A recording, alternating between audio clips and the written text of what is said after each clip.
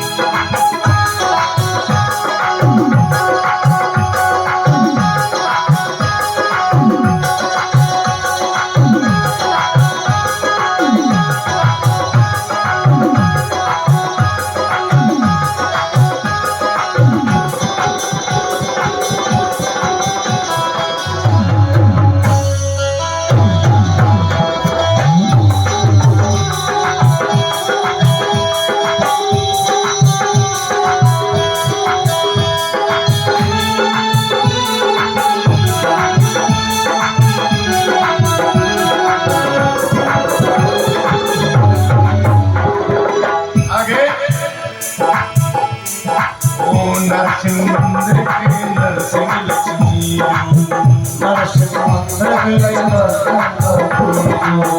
Koeman मंदिर के वीर हनुमान जी।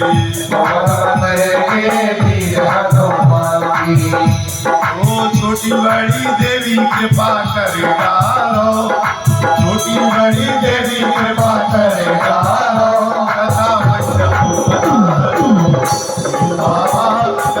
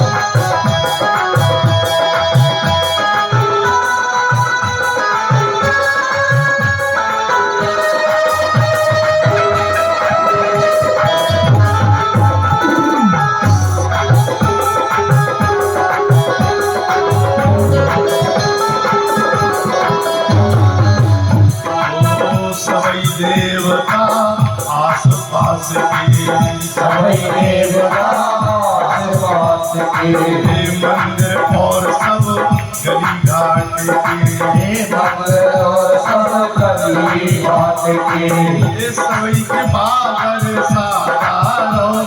ओ सभी के बाबर सारो। कथा मंडप पधारो। बाबा कथा मंडप पधारो।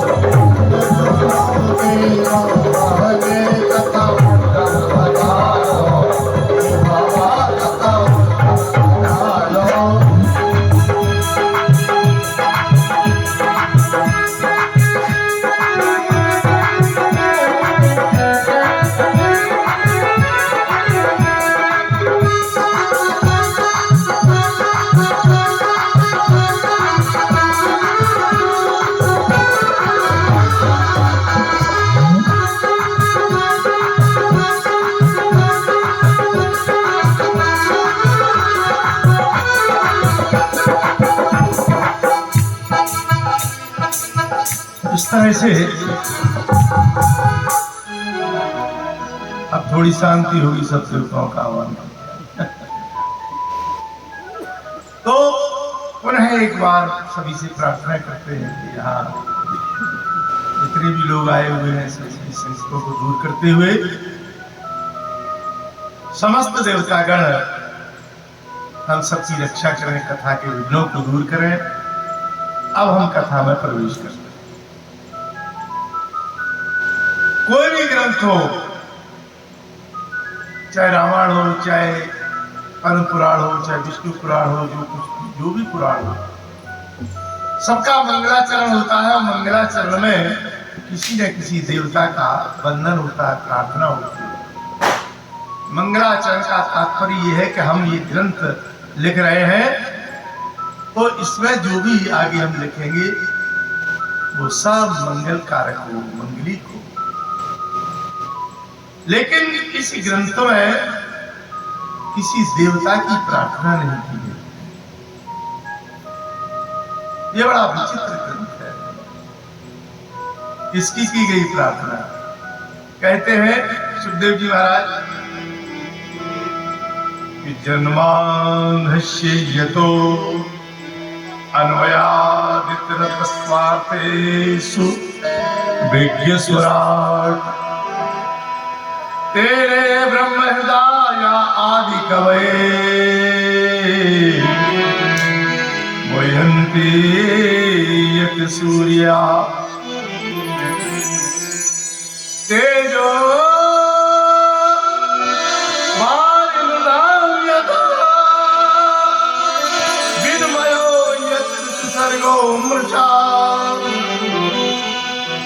धाम्ना स्वरेण सदा निरस्तकोकम् सत्यं परं धीमहि।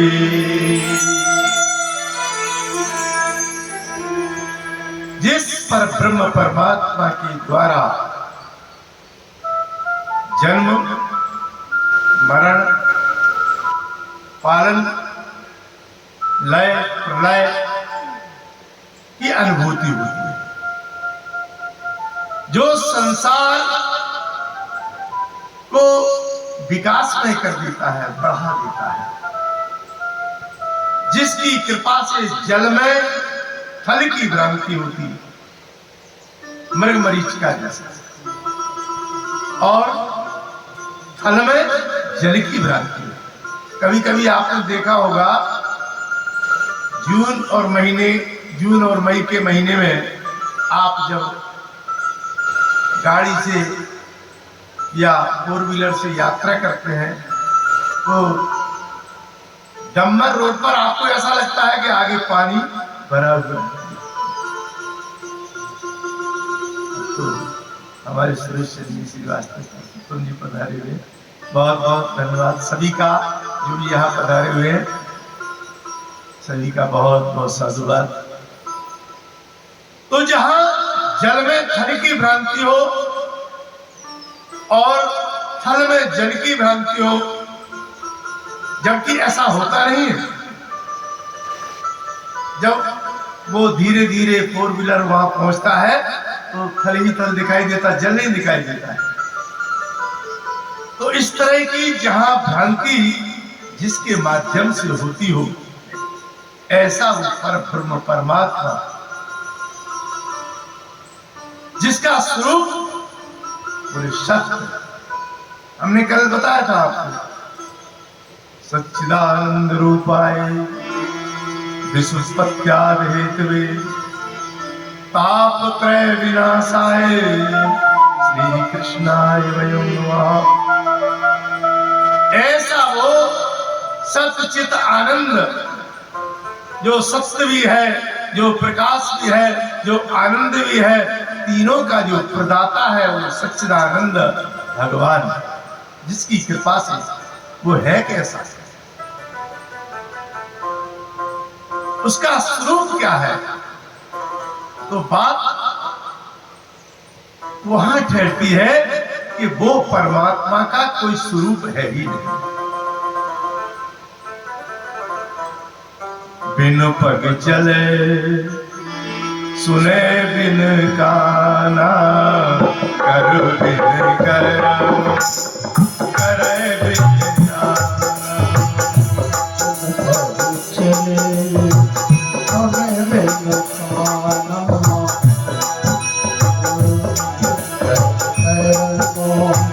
आनंद रहित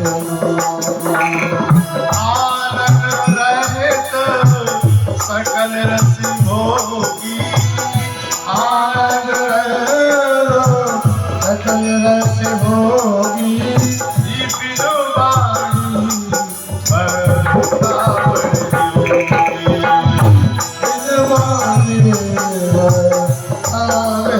योगी। पैर नहीं फिर भी चल रहा, हाथ नहीं फिर भी कार्य कर रहा, मुख नहीं फिर भी स्वाद ले रहा, जिब्या नहीं फिर भी बोल रहा, कान नहीं फिर भी सुन रहा, आंख नहीं फिर भी देख रहा। ऐसा हो पर ब्रह्म परमात्मा जो निराकार है, इसका स्वरूप निराकार। यहां जो वंदना की गई उसी निराकार ब्रह्म की वंदना की। लेकिन फिर राम कृष्ण परशुराम आज भगवान शंकर ये माँ बेटी क्या है, ये सब उसी का अंशभूत है, उसी परमात्मा का स्वरूप है जो सगुण रूप में हम और आपका इस संसार का, इस विश्व का कल्याण करने के निमित्त यदा यदा ही भगवस्य कल्याण भवति।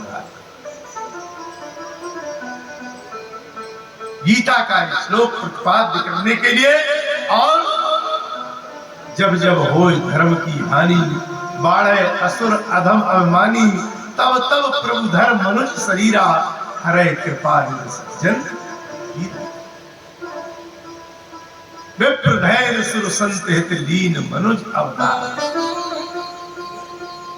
तब वो निराकार ब्रह्म अवतार लेकर के हम सब प्राणियों का, चाहे वो हम मनुष्य हो, चाहे हम पशु हो, चाहे हम पक्षी हो, चाहे हम उद्भिद सृष्टि के वृक्ष हो, सभी का कल्याण करने के लिए उत्पन्न होगा। आप कहेंगे वृक्षों का भी, पशुओं का भी, हाँ यही तो इस ग्रंथ की विशेषता है कि सबका वर्णन इसमें आगे आने वाला है, सबकी कथाएं इसमें आने वाली है।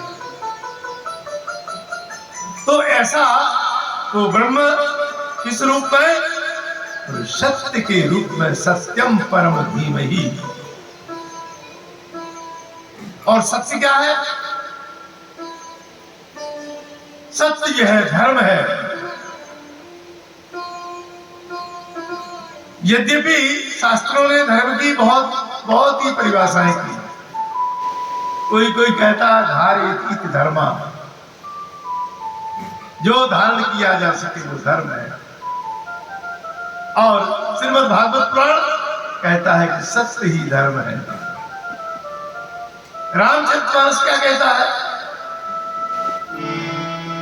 धर्म न दूसर सत्य समाना, धर्म दूसर सत्य समाना, आगम निगम पुराण बखाना, आगम निगम पुराण बखाना।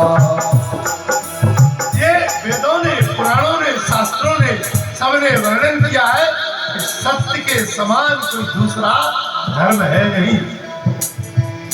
तो जब सत्य धर्म है तो फिर अधर्म तो नहीं, असत्य संपादक पुंजा। असत्य के समान कोई अधर्म नहीं है।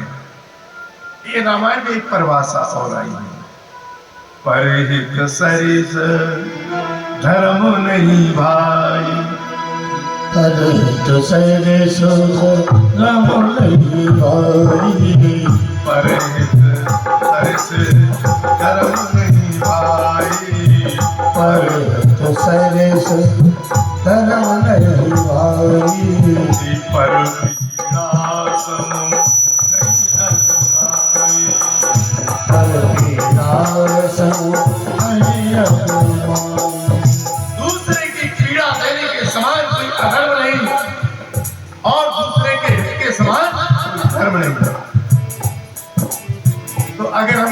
की परिभाषा करते रहेंगे तो पता लगे कि 5 यही बच जाएंगे। वैसे विवेचन करने में हमें कोई संकोच नहीं, हम कर सकते हैं 5, लेकिन कथा तो पीछे रह जाएगी और कथा आगे बढ़ानी है। इसलिए असत्याद परा अधर्मो, असत्य के समान कोई अधर्म नहीं है। इसलिए हमारे राजा और महाराजाओं ने सत्य धर्म का हृदय में हृदयंगमन किया। जैसे महाराज हरिश्चंद्र सत्य धर्म पर चले।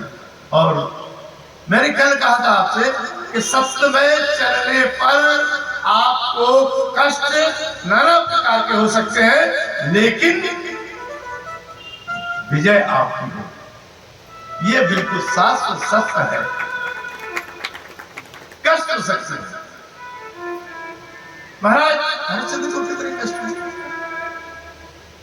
एक और राजा का नाम आता है महाराज युधिष्ठिर। ये भी सत्य पर चले तो इनको भी अपार कष्ट आए। तो ये निश्चित है कि जब हम सत्य का आचरण करेंगे तो हमें संकटों का सामना करना पड़ेगा, लेकिन आखिरी में जो वेद का वाक्य है सत्यमेव जयते, तो विजय अवश्य आपकी ही होगी जो सत्य पर चलने वाला है। सज्जनों, ये जो ग्रंथ है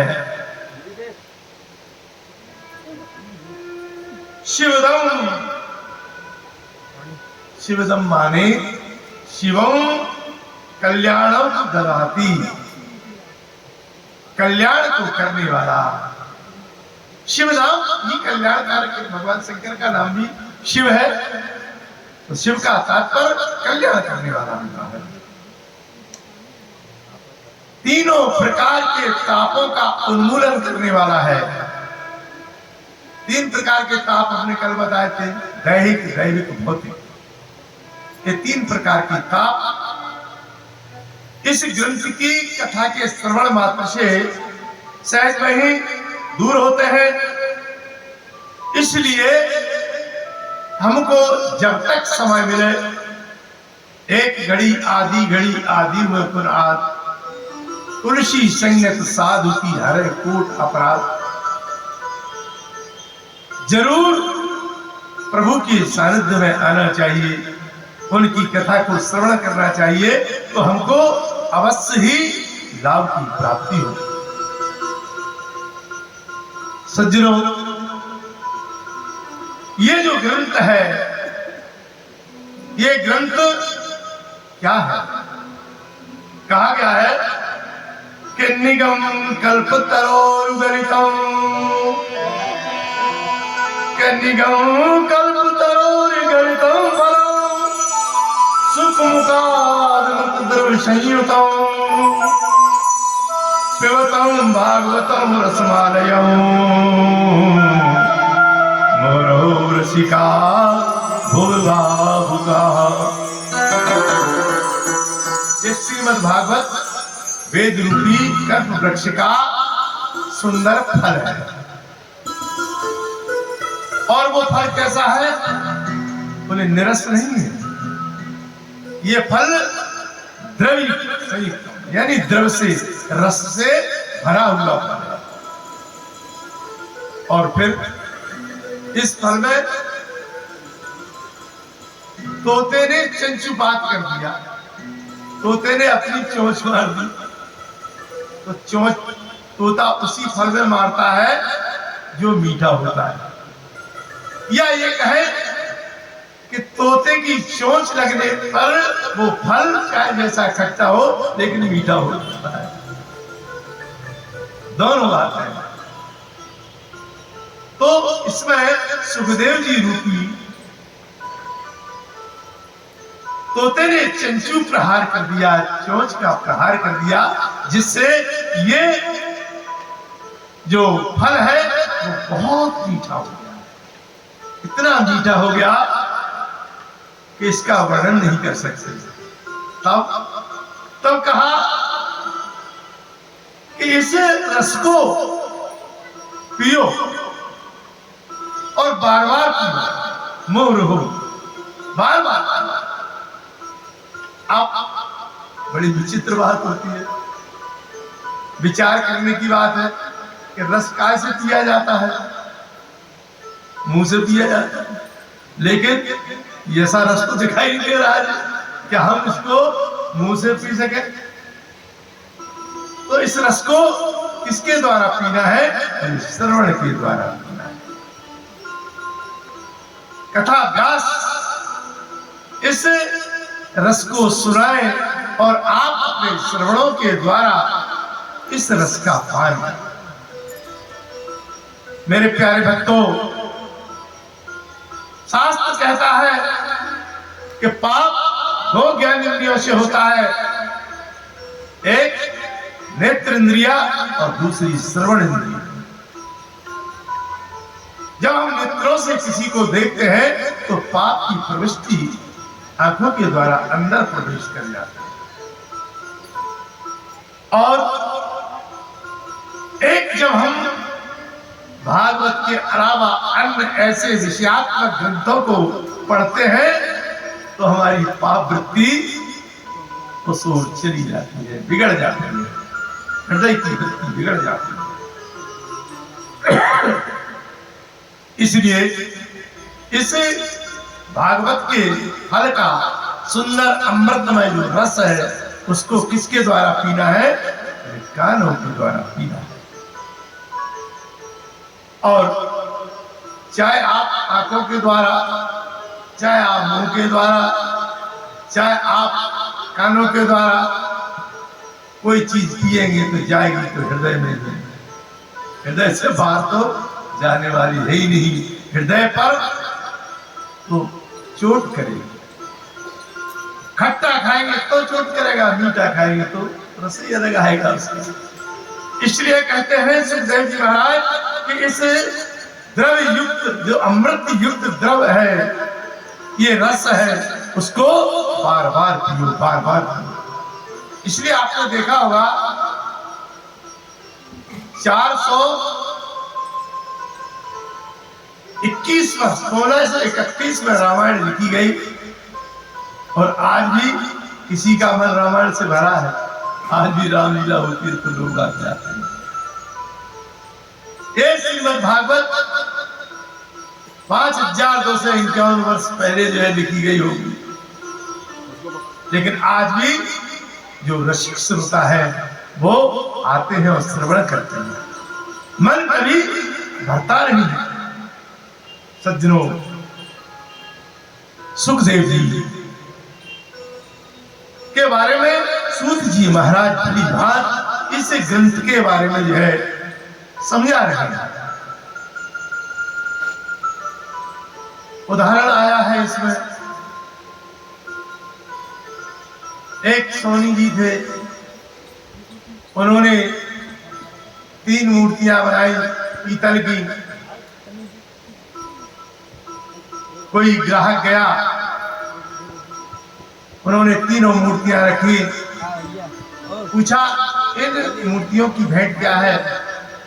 तो कहा कि एक की कीमत 100 रुपए और दूसरे की कीमत 1000 रुपए और तीसरे की कीमत बोले 50,000। मूर्तियां एक ही धातु की, मूर्तियों का आकार एक ही, मूर्तियों का स्वरूप एक ही, लेकिन अलग अलग इनके जो है न्योछावर अलग रखे हुए, मूल्य इनका अलग रखे हुए। पूछा सोनी जी ने, तो तब तक एक संत आया, उन्होंने कहा भाई ये मूर्ति 50 रुपए की, इसकी क्या विशेषता है? बोले देख लो। तो उनने एक सीख उठाई और इस कान में डाली और सीधी इस कान में निकल गई। बोले जी 50 रुपए की। और ये 500 वाली, 1000 वाली, उनने वो सीख इस कान में डाली और वो सीधी आके गले तक रुक गई। तीसरी मूर्ति उनने वो सीख फिर कार में डाली और वो सीधी हृदय तक यहाँ तक चली गई। अब भाव तो समझ गए होंगे आप। जो इधर से सुना जाए और इधर निकल जाए वो उसकी कोई कीमत है नहीं, और है तो बहुत कम है। और जो गले तक आ जाए इसका मतलब यह है कि कुछ न कुछ तुमने उससे प्राप्त किया, और जो सीधी हृदय तक पहुंच जाए वो तो अमूल्य है, उसकी तो बात ही क्या है। तो हमको कौन सी मूर्ति बनना है भाई? 6 दिन आना है आपको, तो कौन सी वाली मूर्ति बनोगे? आखिरी वाली कि पहली वाली? आखिरी वाली है। तो सज्जनों, कहने का भाव हमारा ये है कि जितनी देर कथा आप श्रवण करें उसको हृदयंगम करें, उसको हृदय में उतारने की कोशिश करें। जब आप हृदय से उतारेंगे तो अवश्य आपको जो है लाभ प्राप्त होगा। अब सोने का 88,000 ऋषि बैठे हैं। बोले महाराज जी तो आपने बता दी कि श्रोता कैसा होना चाहिए और हम समझ गए, लेकिन हम कुछ कहना चाहते हैं आपसे प्रभु, उसके बारे में भी तो कुछ बताओ। बोले क्या पूछना चाहते हैं? बोले हम 5-6 प्रश्न करना चाहते हैं आपसे। 5-6 प्रश्न। आज की कथा जिसने सुन ली, समझ लो आगे की कथा की रूपरेखा उसके दिमाग में बन गई, क्योंकि इन्हीं प्रश्नों के ऊपर आगे की कथा चलेगी। सौनकादि ऋषिगणों ने सूत जी से कहा, महाराज मेरा पहला प्रश्न यह है कि मानव के लिए परम धर्म क्या है? धर्म तो आपने बहुत सुना होगा, लेकिन परम धर्म नहीं सुना होगा। पहला प्रश्न कि मनुष्य का परम धर्म क्या है? परिक्रमा लगाना, मंदिर में पूजा करना, प्रातः काल 4 बजे जगना, स्नान करना, करोड़ों की संपत्ति दान करना, ये धर्म है या इसके अलावा और कोई दूसरा परम धर्म है? महाराज ये हम आपसे भली बात जानना चाहते हैं। व्यक्ति कर्तव्य करता है। अभी चर्चा चल रही थी, एक शायद चले गए महात्मा जी बैठे थे, तो कह रहे थे मैं तो कर्म को ही ईश्वर मानता हूं। बड़ी अच्छी चर्चा चल रही थी, मैं भी सुन रहा था। कर्म को ईश्वर मानना बहुत अच्छी बात है। गीता में भी कहा गया है कर्मण्येवाधिकारस्ते मा फलेषु कदाचन। कर्म प्रधान विश्व कर राखा, ये सत्य है, लेकिन उस कर्म की प्रेरणा दे कौन रहा है ये तो सोचते। अगर कर्म की प्रेरणा आपके अंदर नहीं आएगी तो आप करेंगे। तो जो प्रेरणादायक है तो कर्म बड़ा हुआ, ये जो कर्म की प्रेरणा दे रहा है वो बड़ा हुआ। दान देने वाला बड़ा या जो जिसके पास वो दान देने की शक्ति है वो बड़ा? दोनों में अंतर है। तो इसलिए जो कर्म का प्रेरक है वो परमात्मा, नहीं तो कई व्यक्ति सोचते ही सोचते रहते हैं कि हमें ये करना है, हमें ये करना है। कई माताएं सोचती होंगी हमें कथा में जाना है, कथा में जाना है, और फिर घर नाती ने बुला दिया, फिर लौट के वहीं बैठ गई, क्योंकि उस ईश्वर की प्रेरणा सही लगी नहीं वहां, नहीं तो बहुत दूर दूर से दौड़ के चले आते। तो कर्म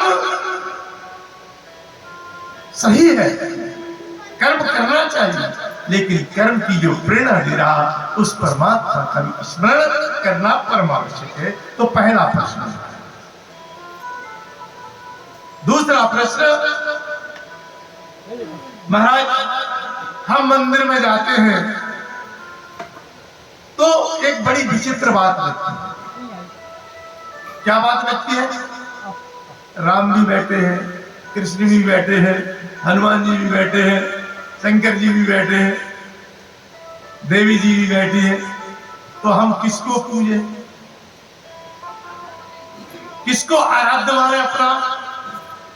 ये बड़ी दिग भ्रमित चीज होती है। तो हमारी समझ में नहीं आता कि हमें किसको मानना चाहिए। बहुत सुंदर प्रश्न। तीसरा प्रश्न महाराज हमारा यह है कि वेद में परमात्मा को अजन्मा कहा गया है, लेकिन राम, कृष्ण, नरसिंह, परशुराम, आज 12 ये सब क्या है? जब वेद कह रहा कि परमात्मा अजन्मा है, तो फिर ये इतने अवतार कैसे, ये इतने स्वरूप उस अजन्मा की कैसे जो जन्म ही नहीं लेता? प्रभु, चौथा प्रश्न मेरा यह है कि ठीक है, अगर वो परमात्मा जन्म लेता है तो उसने कितने जन्म लिए, उसके कितने अवतार हुए?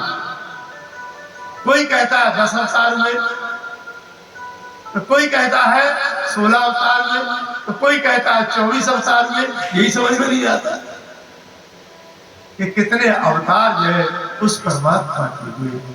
हमारा एक चौथा प्रश्न है, हम आपके द्वारा ये सुनना चाहते हैं।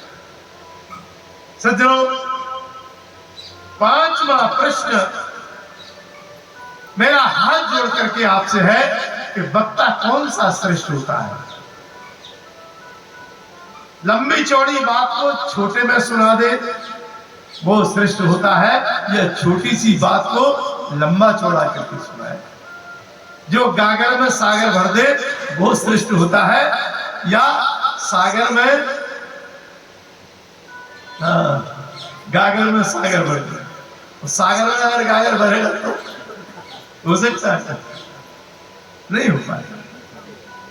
और महाराज, 6वां प्रश्न मेरा यह है कि भगवान ने जब अंतिम लीला की और अंतिम लीला करने के बाद भगवान जब चले गए, भगवान का जब स्वर्गारोहण हो गया, तो फिर इस धराधाम पर ये क्रियाएं प्रतिक्रियाएं कैसे चलती हैं महाराज, ये भी हम जानना चाहते हैं। इस तरह से सौनकाद 88 ऋषियों ने सूत जी से 6 प्रश्न किए। सूत जी कहने लगे ये हमारे बस का नहीं है, हम सब जवाब दे सकते हैं आपको, क्योंकि आपके जो ये प्रश्न है ये बड़े गूढ़ है और इन गूढ़ प्रश्नों का उत्तर देने में मैं सक्षम नहीं हूं। तो फिर कौन देगा? बोले इसके उत्तर केवल सुखदेव जी के अलावा संसार में कोई वक्ता ऐसा है नहीं जो आपके 6 प्रश्नों का उत्तर दे सके। भगवान सुखदेव जी बोले हाँ। फिर बोले सुखदेव जी का आवाहन करना पड़ेगा, और यहां सुखदेव जी के जन्म की कथा जो है प्रारंभ होगी। क्योंकि जब सुखदेव जी आएंगे तभी तो पहले वक्ता आएगा, फिर बाद में श्रोता आएगा, तब कथा आगे बढ़ेगी, क्योंकि श्रीमद् भागवत का प्रथम स्कंद है।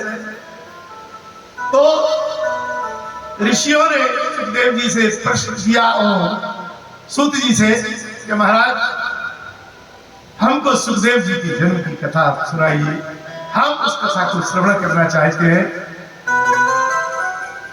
तो सूत जी कहने लगे, एक बार गौलोक धाम में राधा रानी विराजमान थी और उनके हाथ पर तोता जो है बैठा हुआ। राधा रानी ने कहा सुखदेव तुमको मृत्युलोक में जन्म लेना है। बोले नहीं मां, मैं मृत्युलोक में जन्म नहीं लूंगा। क्यों? इसलिए कि मृत्युलोक में इतनी भयंकर माया है कि वहां जीव जाते ही उस माया के चक्कर में पड़ जाता और वो सब कुछ भूल जाता। इसके पहले मैं आपको ये बता दूं कि सुखदेव जी की गुरु है राधा। तो राधा जी ने कहा सुखदेव एक बात बताओ। हाँ बताओ ना। बोले गुरु की आज्ञा पालन करना शिष्य का धर्म है कि नहीं? अब सुखदेव जी चुप। अब क्या कहा? बोले हाँ हाँ गुरु मां, ये तो सत्य है कि शिष्य को गुरु की आज्ञा का पालन करना चाहिए, लेकिन मुझे एक पीड़ा है।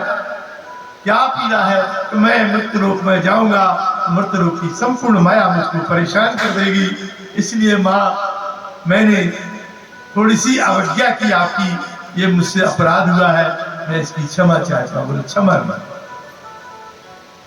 मैं वरदान देती हूँ कि तुमको मृत्यु लोक में माया कोई असर नहीं कर पाएगी, ये मेरा वरदान है।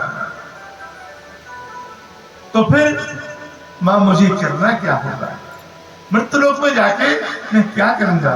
बोले तुमको कुछ नहीं करना, तुमको भगवान के चरित्र का यशोगान करना है, भगवान के चरित्र को जन जन तक फैलाना है। सुखदेव जी ने कहा ठीक है, जैसी आपकी आज्ञा, जो आप आज्ञा देंगे हम आपकी आज्ञा मानेंगे।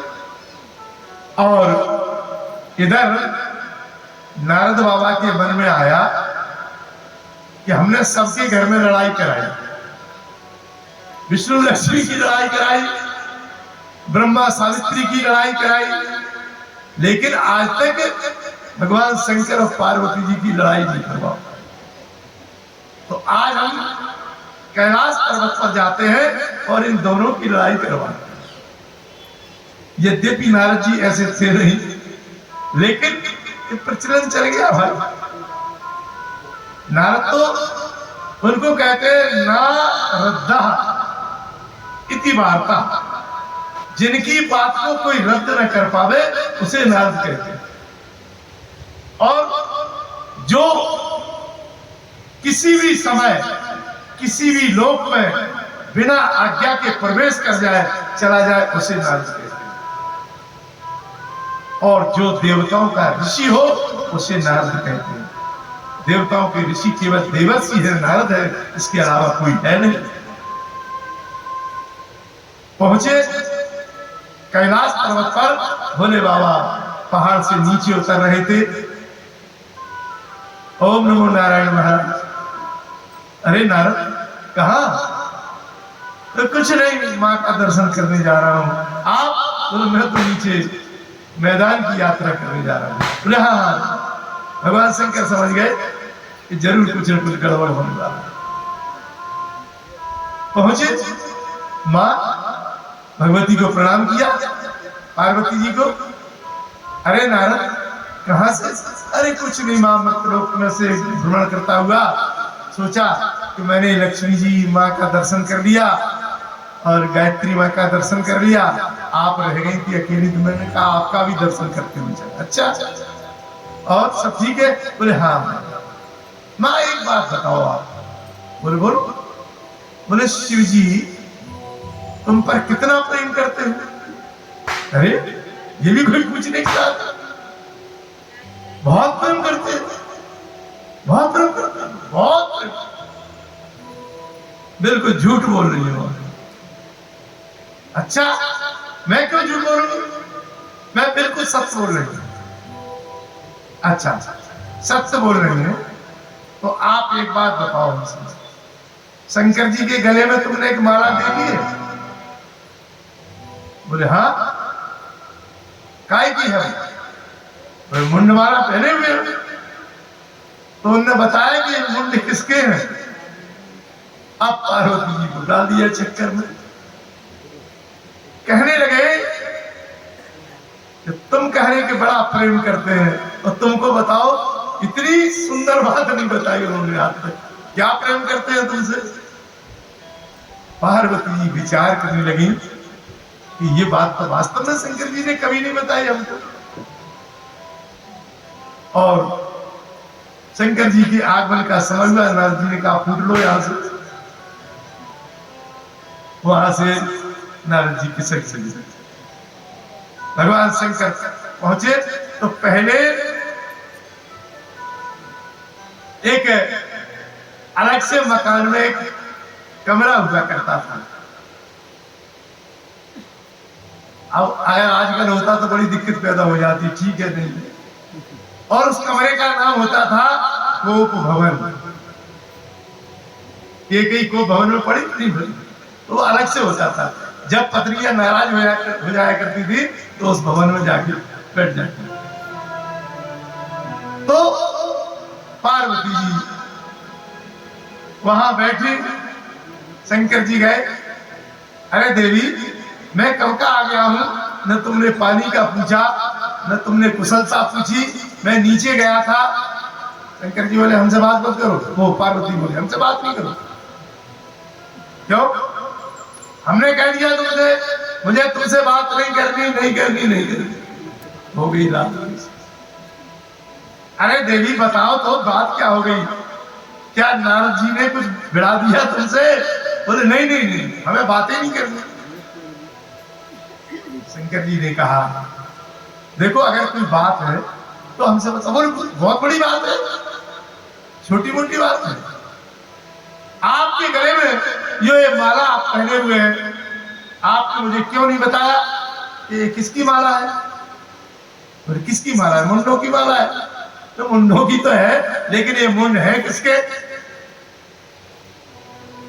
शंकर जी ने कहा पार्वती जी न तो तुमने हमसे पूछा आज तक, तो ना हमने बताया। हमारा दोस्त कहाँ है? अगर तुम पूछती हम नहीं बताते तो हमारा दोस्त था। आज तुम पूछ रही हो कि ये मुंडों की माला किसकी है, तो बता दूं? बुरा तो नहीं मालूम? नहीं। बोले ये सब तुम्हारे मुंड है। बोले हमारे मुंड? ये 1 से 8 गले में पड़े हुए? बोले हाँ।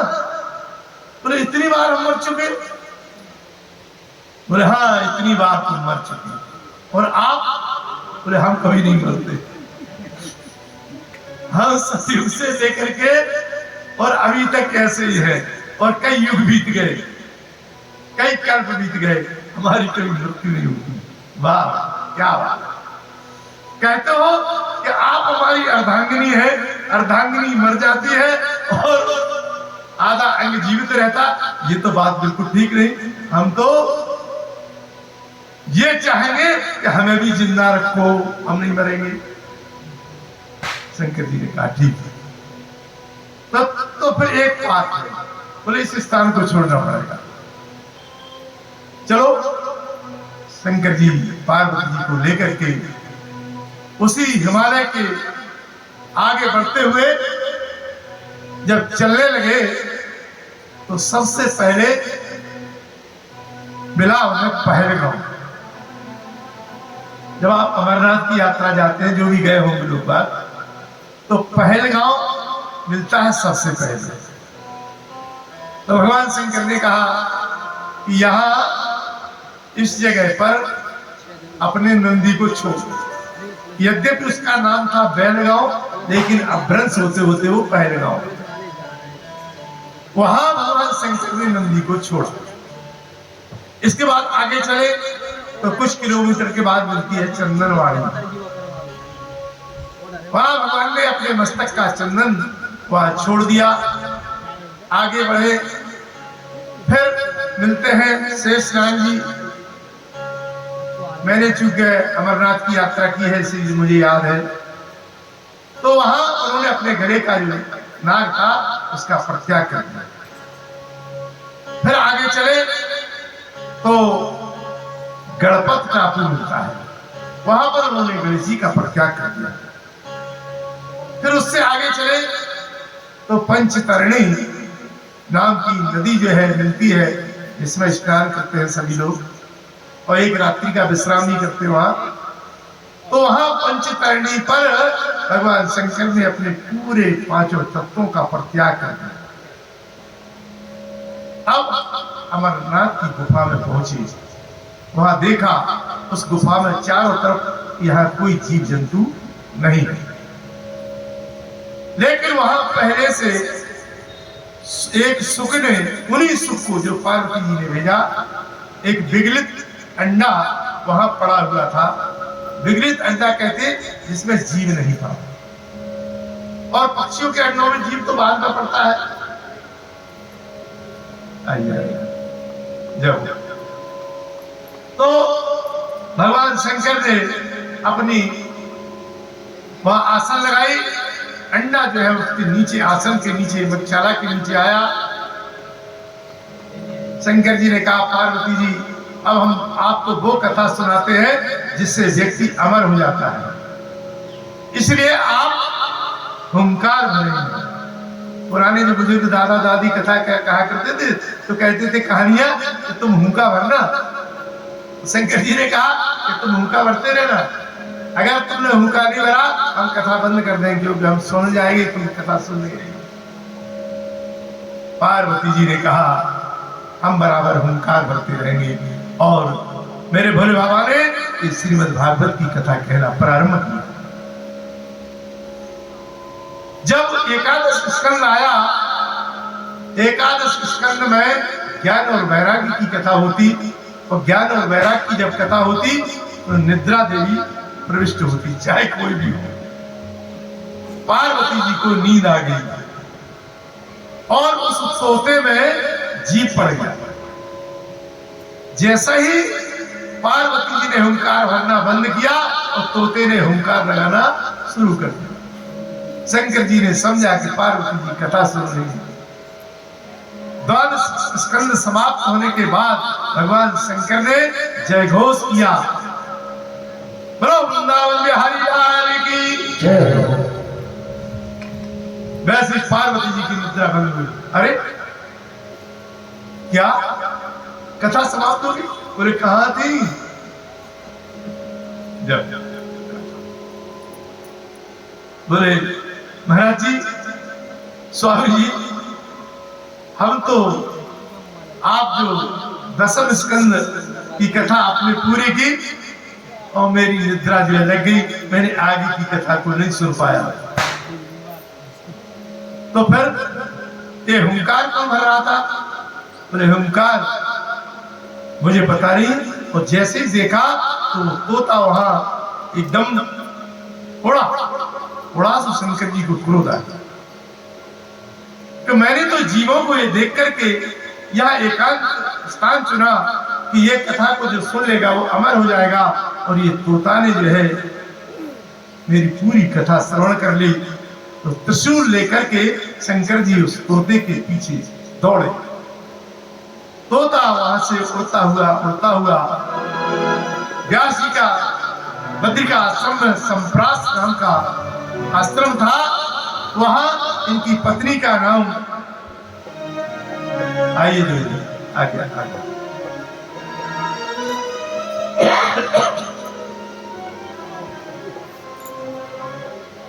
इनकी पत्नी का नाम बिटुका देवी।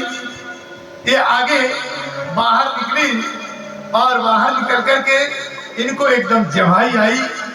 जमाई में मुंह खुल गया, तोता सीधा जो है व्यास जी की पत्नी के मुखारविंद में प्रविष्ट होकर के ओवरी में चला गया, गर्भाशय से। अब शंकर जी खड़े त्रिशूल लिए, व्यास जी उधर से आए। व्यास जी ने प्रणाम किया, भोले बाबा को दंडवत किया।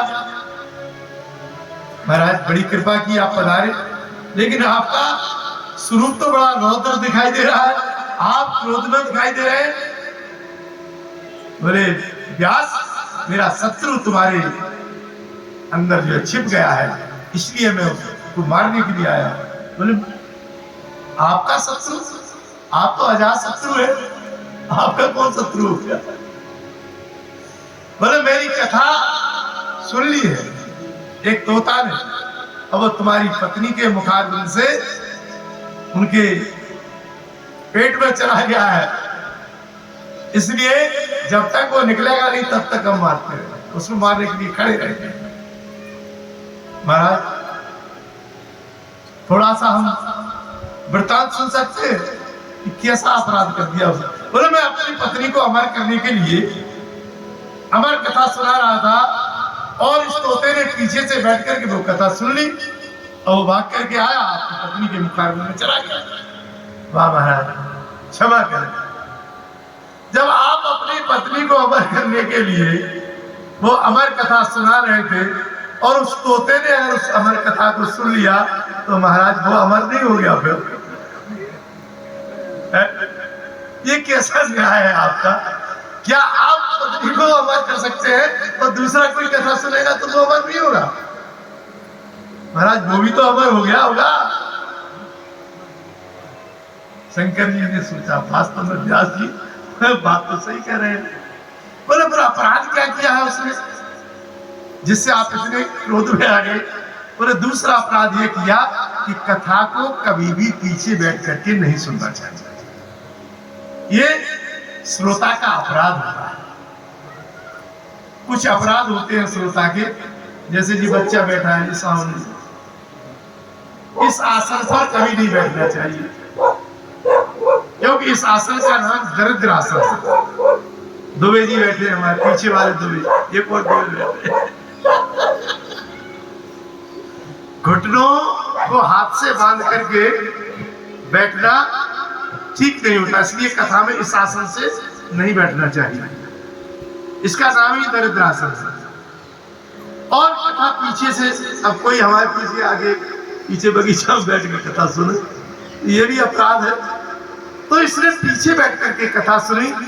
और तीसरा अपराध कथा का ये होता है कि व्यास मंच से ऊपरी मंच पर, ऊंची आसन पर बैठ करके कभी कथा नहीं सुनना चाहिए।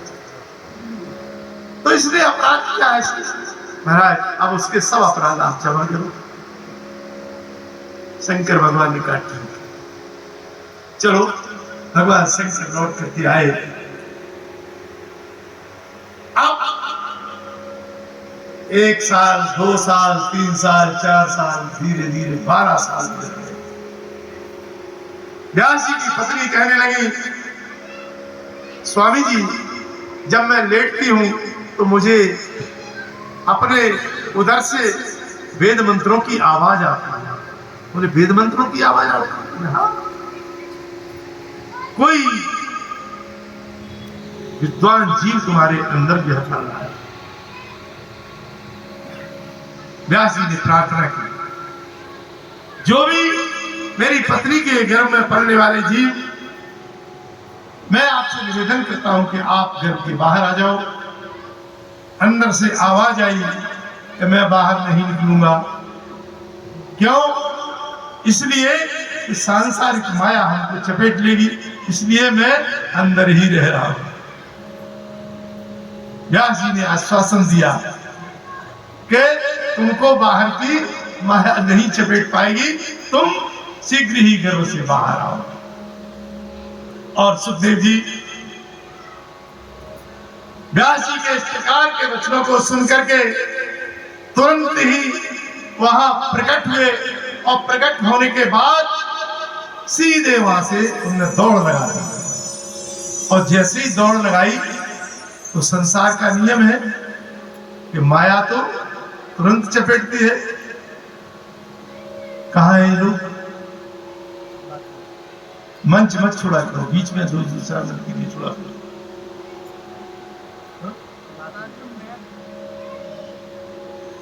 सज्जनों, एक चला जाए एक बैठ जाएगा, दोनों साथ साथ बैठ के करते बात में नहीं। ये कौन सी परंपरा है भाई? तो जब भाग्य, संसार का नियम होता है कि व्यक्ति को जब जीव जब पैदा होता है, भूम गिरत भा डावर पानी, वो जिम जीवे माया लपट। ऊपर से जो बूंद आती है वो बड़ी शुद्ध आती है, लेकिन जमीन पर गिरते ही भूम गिरत भा डावर, डावर अर्थात मैला तो बूंद शुद्ध नहीं है। सज्जनों, व्यास जी का मोह उमड़ पड़ा। और जैसे ही व्यास जी का मोह उमड़ा तो व्यास जी पीछे दौड़े, पुत्र पुत्र तुम कहां जा रहे हो, रुक जाओ। उस समय सुखदेव जी 16 वर्ष की अवस्था जैसी लग रही थी, जैसे 16 वर्ष की अवस्था वाले हो। जल्दी बुलाओ यार। चंद्र प्रकाश जहां भी हो जल्दी आए मंच पर।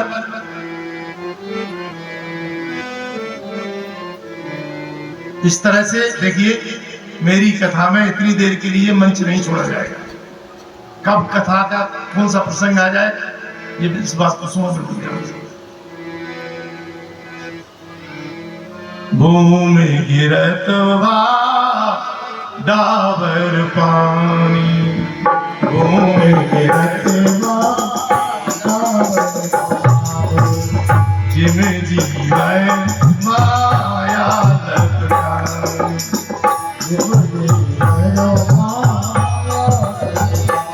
ये माया है क्या? मैं और मोरे और तू माया,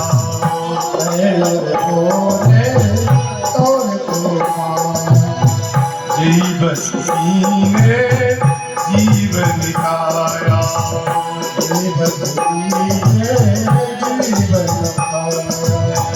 गो गो जन लगमग जाई, गो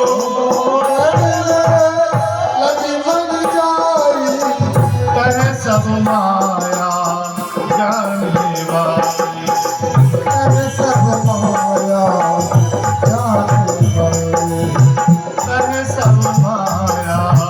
जानने वाली।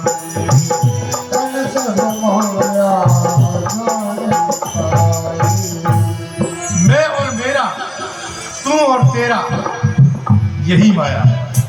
जहां इंद्रियों के साथ मन चला जाए, जितने क्षेत्र में, वहां सब माया जानना चाहिए। तो आज माया की चपेट में व्यास जी जैसा ज्ञानी पुरुष भी आ गया और पुत्र पुत्र कहता हुआ वो रोने लगे, चिल्लाने लगे, कहने लगे, हे सुख मत जाओ मत जाओ, हे सुख मत जाओ मत जाओ, हे सुख मत जाओ मत जाओ, हे सुख मत जाओ मत जाओ।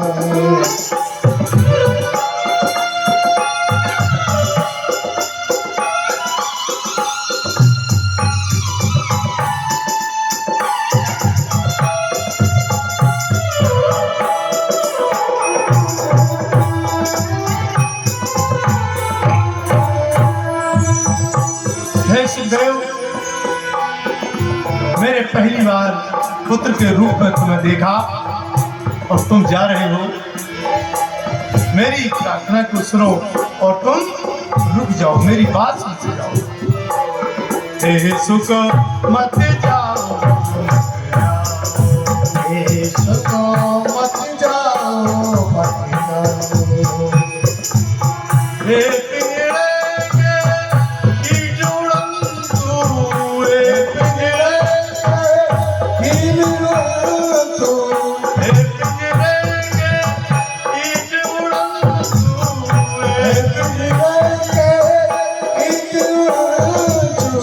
कुछ तो दया दिखाओ, हे सुख मत जाओ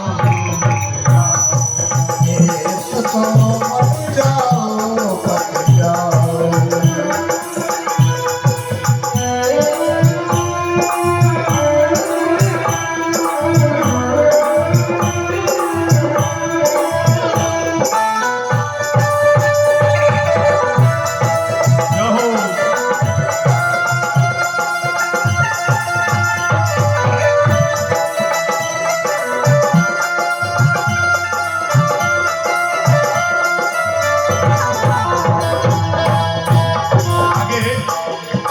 जासी कहने लगे,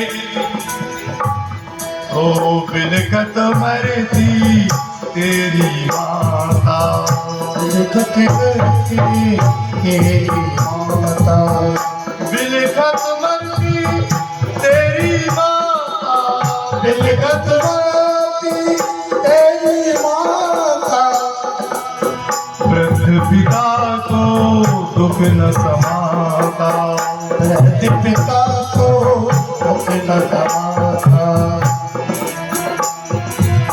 निठुर छोड़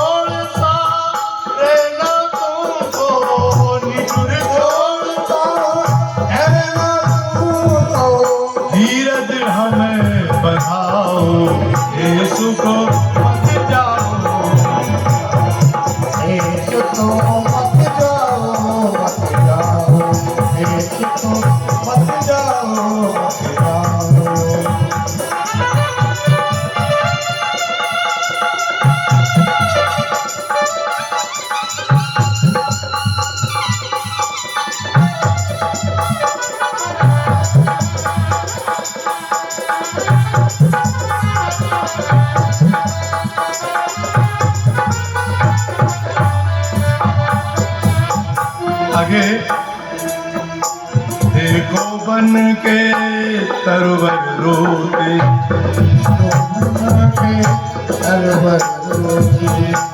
आंसू से अपना मुख धोते, आंसू से नाम धोते, गिरधर हृदय विटप तरवर पे, गिरधर कटित से तुम भागवत सुनाओ,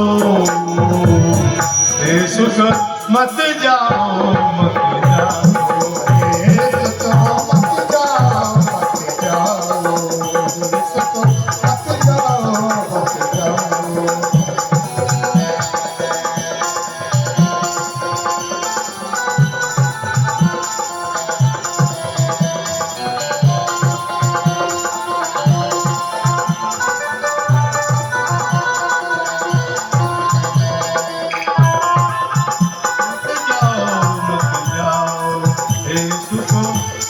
जाओ, मत जाओ